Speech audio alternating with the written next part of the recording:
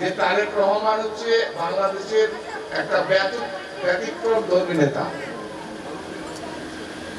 আপনারা অনেকে অনেক কিছু মনে করেছিলেন।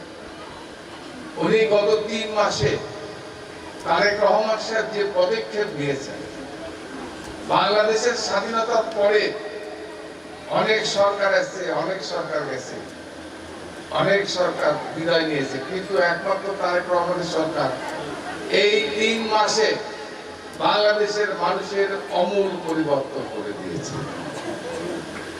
এবং এই যে আপনারা হিন্দু সম্প্রদায় বলেন, ইতিপূর্বে কি কেউ চিন্তা করেছে এই যে মন্দিরের যারা পুরোহিত, এই পুরোহিত হচ্ছে আপনাদের হিন্দু সম্প্রদায়ের নেতা।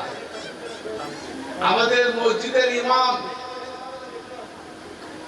মুসলমানদের মসজিদের নেতা হচ্ছে ইমাম সাহেব, আর আপনাদের পুরোহিত ঠাকুররা হচ্ছে আপনাদের মন্দিরের নেতা।